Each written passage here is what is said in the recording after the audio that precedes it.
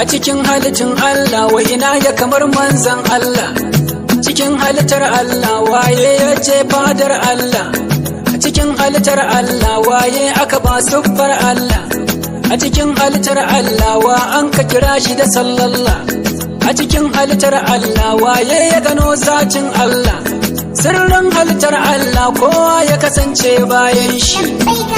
Kowaye ko dan waye annabi ya bi shi, kowaye ko dan waye annabi ya bi shi.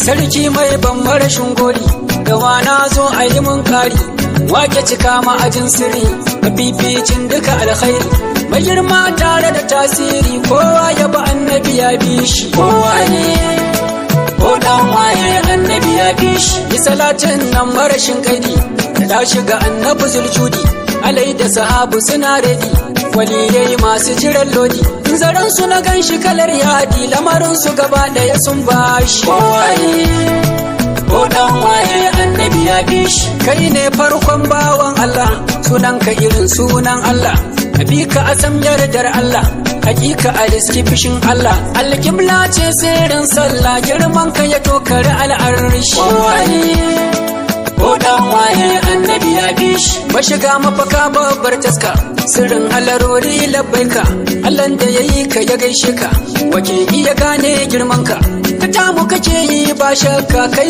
rabbi yake san tsarki.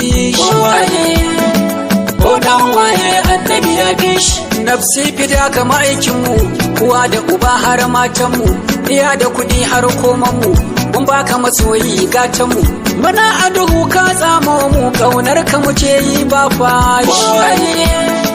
Ko dan waye annabi ya bi shi. Sakace da za ka yi manzan mu, sinkin radiyallah sunan shi, yawun bakin manzan Allah, ya zarce turare kamshin shi, silin gashin manzan Allah, an zub da jina ne domin shi, ruwan alwalarsa sahabu suna rike domin shi, domin tsagwaron sabar sansa na ji ice rannan yayi nishi. Kowaye ko dan waye annabi ya bi shi.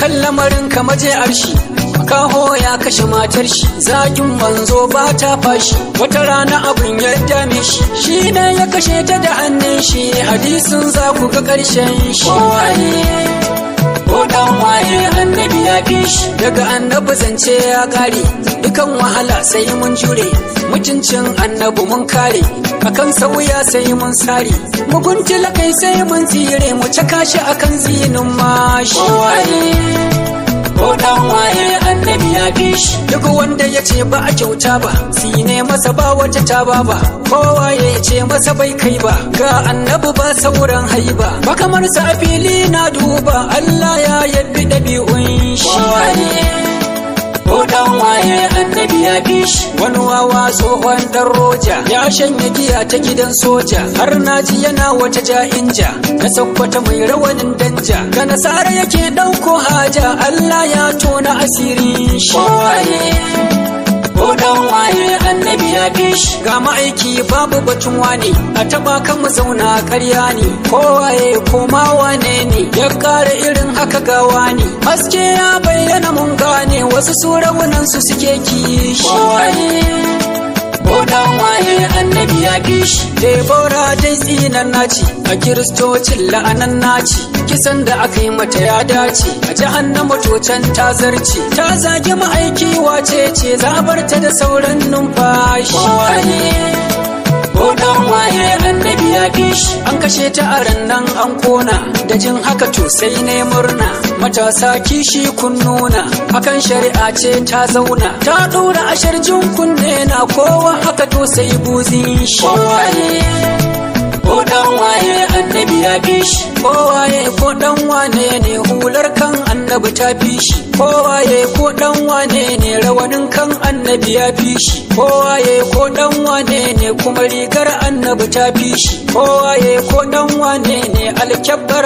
annabi ta fi shi, kowaye ko ma wane ne, mayafin annabi annabi ya fi shi, kowaye ko dan wane ne haka wandan annabi ya fi shi, kowaye ko dan wane ne takalmin annabi ya fi shi, kowaye ko dan waye sandar hannun annabi ta fi shi, kowaye ko dan waye zoben hannun annabi ya fi shi, kowaye ko dan wane ne mazaunin annabi ya fi shi, kowaye ko dan wane ne makwancin annabi ya fi shi, kowaye ko dan wane ne butar annabi ta fi shi, kowaye ko dan wane ne abincin annabi ya fi shi, kowaye ko dan wane ne ruwan shan annabi ya fi shi, mai girman kadari manzan Allah a halitta ba wani tamkar shi, kowaye ko dan waye annabi ya fi shi,